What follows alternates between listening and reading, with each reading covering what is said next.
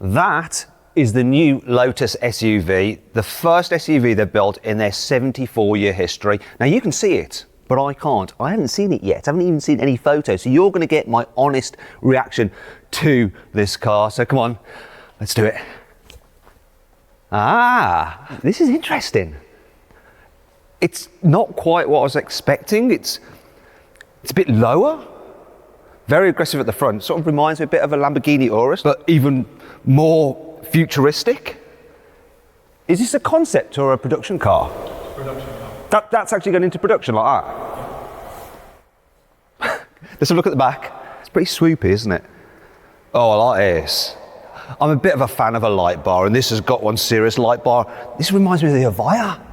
I'm liking that. Anyway, we're going to go into more detail on the design in a bit and talk about through all the engineering stuff, the tech and the interior and all that kind of stuff, because I'm Matt Watson and you're watching Carwow. Buy, sell, Carwow. Let's start this video by talking about the design here at the front, because this is the most dramatic part of the car. It really does stand out, and I think this is the most aggressive looking SUV I've ever seen. It does remind me of the Lamborghini Urus.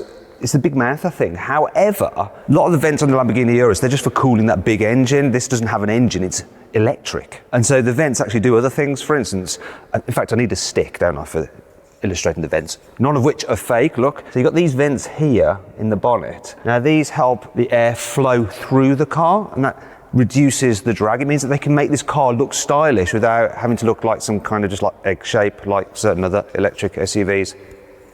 Can't think which ones. Anyway, so more vents down here feeding air over the wheels.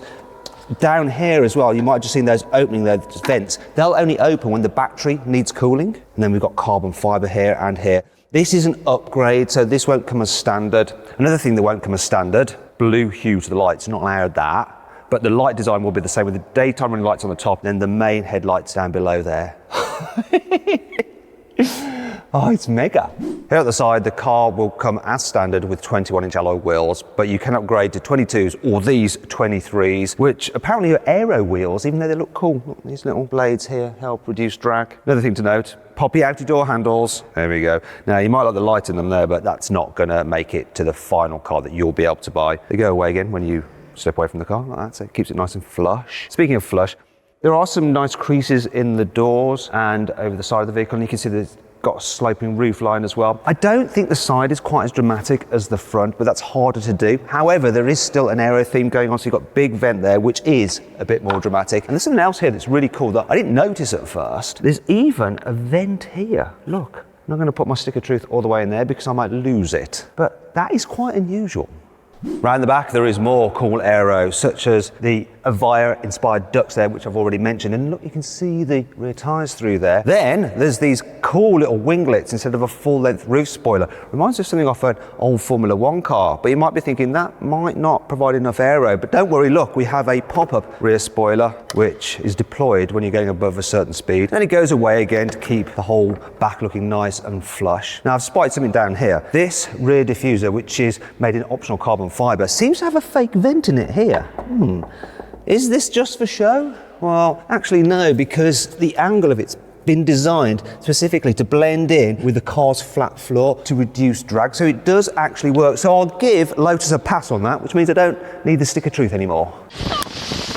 Here on the inside, the futuristic theme continues. So if you notice the design of the dash here, these two pads, they mimic the winglets on the rear window, and it has a very sporty feel to it, where you've got this huge center console here and the wraparound design and the different layers. It's all very, very cool. Now, there are a couple of things that don't operate on this car because it's a prototype, such as the cup holders, and this doesn't open. And also, you've got a 3D printed panel there, which looks kind of cool, but that won't make production. Now, you might be thinking the rest of it, you know, all these Goldie switches and stuff, surely they're not going to make production. Well, yes, they are. And I tell you what, I love this steering wheel. And the fact that the buttons, which control lots of the car's functions, are actual physical buttons rather than like touch-sensitive ones on some other manufacturers' cars. I'm really happy about that. Now, the seats.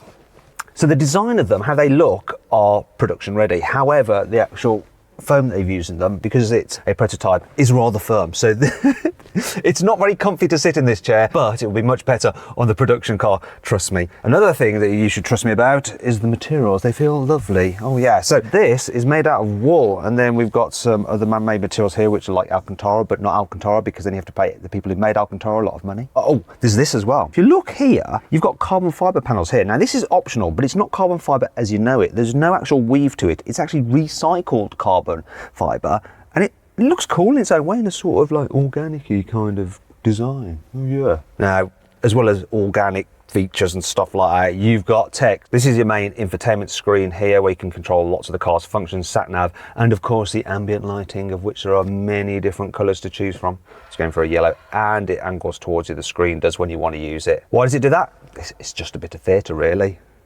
Cool theatre. Now the screen on this car isn't what's going to be in the final production car. They're going to have a higher definition screen, an OLED one, no less. So you've also got a digital driver's display there, very thin strip, so just the key information served up there, because you've also, as standard, got a heads-up display. And if you want, you can get a display for your passenger as well, so they can see how quickly you're going, or how much range is left in the battery. Now, some other things that I like on this car are the speakers. So it uses a KEF sound system, this car. I actually have a KEF sound system at home. It's really, really good. And the little tweeters here, they are in gold. Though you might be thinking, wait a minute, all this is a little bit too gauche for me, Matthew. I don't want a gold interior of my car. Don't worry, there are 3 other interior trims. You might also be thinking, well, vegan's all well and good, but do you know what? I like to kill some cows. I'd like leather, thank you very much.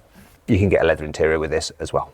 Now let's talk about power. So this SUV has 2 electric motors, one on each axle, and combined they will have at least 600 horsepower. Eletre says this car will do 0 to 60 in less than 3 seconds and will have a top speed of around 162 miles an hour. Now for comparison, a Tesla Model X Plaid has 3 electric motors and it has over 1,000 horsepower, and that can do 0 to 60 also in less than 3 seconds, 2.5. Although Tesla measure their 0 to 60 with 1 foot rollout, which is sort of like cheating. Top speed of the Tesla is 163 miles an hour. So it seems to have the edge ever so slightly on this Lotus. Though there will be a more powerful version of this Lotus SUV, which could beat the Plaid. Because this is an electric car, it's got lots of interior space. Your batteries are underneath the floor, so basically you don't have any intrusion into the cabin. Not flat floor, lots of knee room, headroom's good as well, and this one's got the optional glass roof, which you're going to want to specify because it's just so nice. And then you can get the car with these 2-seater in the back, or you can go for a 3-seater bench, but this feels posher. I like this as well, look. When you move the seat base forward, the back reclines. Lotus calls it a slouch function, and I'm a bit of a sloucher, so it's probably not going to do my posture any good. Maybe I should just improve my posture slightly. There we go. Sit up straight, Watson. There we go. Another thing that you got here is a screen here for controlling some of the infotainment functions, and this is hinged, so you can lift it up if you want to utilize it like that. It's not electrically operated. You have to do it using your hands. Now there's decent storage there, big door bins. There's a cubby under there, cubby under here, and there's your cup holders. Once again, this being a prototype, those don't open for now, but they will do on the finished car, obviously. Oh, one last thing to mention. Oh look, we've got some more of that recycled carbon fibre here. It just looks lovely. Just wanted to add that. Now let's talk about the batteries and charging and stuff. So you get 2 charge ports. The one on this side not only has AC, but it also has DC charging. And this vehicle uses an 800 volt system, so you can actually charge it at 350 kilowatts if you can find one of those chargers. And if you can, it will charge from 0 to 80% full in just 18 minutes. Which is pretty impressive when you consider this car has a battery capacity of over 100 kilowatt hours. Now that's good for a range of 348 miles, which incidentally is exactly the same range you get out of the furthest driving Tesla Model X, and about 30 miles less than you'll get from the longest range BMW iX. Before we go any further, I just want to let you know that if you're thinking about getting a new car, you're probably going to have to sell your old car, and you can now do that through Carwow. All you have to do is upload some photos of your car, give a brief description, and our dealers will bid on your car to make sure you get a good price for it. And then they'll come to your house, take your car away, and put the money in your account. It's dead easy. Anyway, on with the video. Welcome to the boot of this new Lotus SUV. Very important feature of an SUV because they need to be practical, right? So it's got a relatively square shape, and there's some features in here. Look, you can actually alter the height of the car, so it makes it easier to load. You've also got a button to deploy the electronically controlled tow hitch, so you'll be able to tow with this car. And you've got your 12 volt socket there if you want to charge something. I don't know. In terms of the capacity, 400 litres, which is about 100 litres less than the BMW iX. It is pretty much the same capacity as a Ford Mustang Mach-E GT. However, there is more space under the bonnet. So let me show you the front boot, also known as the fruit. Now I'm feeling like a bit of a fruit now because I don't know how to get in here. How do we get in here? You can't get in here, why not? Prototype. Oh, yeah, of course. Yeah, so Lotus aren't letting us see under here. Obviously you'll be able to in the road going car, and you will have 77 litres of extra storage capacity apparently, but I can't vouch that because I can't see. It's prototype stuff. This big SUV will actually share its platform with a smaller SUV Lotus is going to build and a large saloon car to rival the Tesla Model S or the Mercedes EQS. Now, to help keep the weight down, its structure is made out of aluminium. However, because this is the largest vehicle that Lotus has ever made in terms of its height, width and length, it's also going to be the heaviest. Now, Lotus's mantra is supposed to be all about building in lightness, and it's quite hard to do when you're talking about a big electric SUV with a huge battery pack. So this thing is probably going to weigh in at well over 2 tons. So much for Colin Chapman's mantra. Anyway, let's move on because the people from Lotus are looking at me with slightly cross faces. A big, heavy electric SUV is going to need some big, powerful brakes in order for it to be able to stop well. And these brakes look suitably large enough. I mean, look at the size of these calipers here. And if you are into some hardcore track driving, you can get carbon ceramic brakes as well for this car. Now, as standard, it comes with air suspension and it's adaptive, so it will alter the ride height depending on how fast you're going. Also, you can actually raise at the ride height for when you're going off-road. In fact, this is the first ever Lotus to have an off-road driving mode. This SUV may be a bit of a departure from Lotus's heritage of building lightweight vehicles. Hopefully though, it will still continue the Lotus theme of a vehicle that is fun to drive, and you can actually fit various options to make sure it's as sporty as possible. For instance, you can get the car with rear wheel steering, which will make it more agile. You can also get adaptive dampers, so when you press a button, it'll actually become firmer and stiffer the suspension for a more sporty drive. You can get active anti-roll bars to stop it leaning so much in the bends, and upgrade it with an electronically controlled limited slip differential for torque vectoring across the rear axle.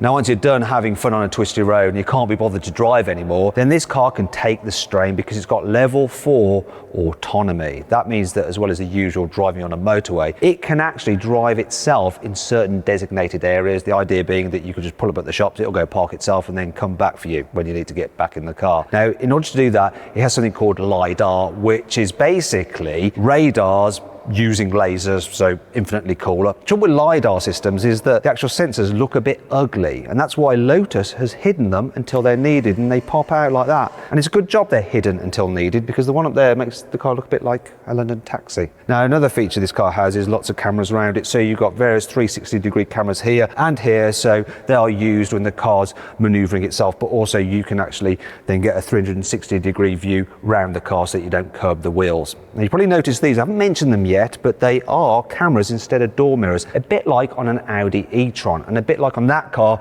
they are optional. So if you'd rather have standard door mirrors, you can, which I think you should do, because the location of the screens for these is a little bit lower than where the actual door mirror is, so you end up having to look down. It just feels a bit odd. There are 3 key things I haven't told you about this Lotus SUV yet. The first is the price. So it's going to start from around £100,000.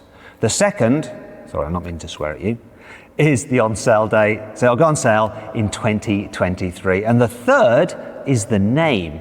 This is the Lotus Eletre.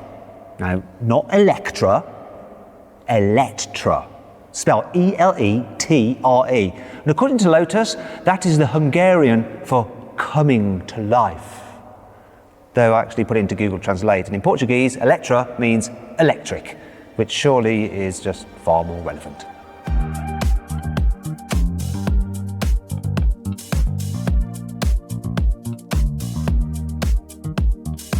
I hope you'll enjoy the video. If you did, give it a like. Let me know what you think of this Lotus SUV in the comments below. Would you have this or a Tesla Model X Plaid? Click on those windows there for some more videos, and if you click on that box there, you can go to Carwow to sell your car. Our dealers will bid on your car to make sure you get a great price for it. Thanks for watching.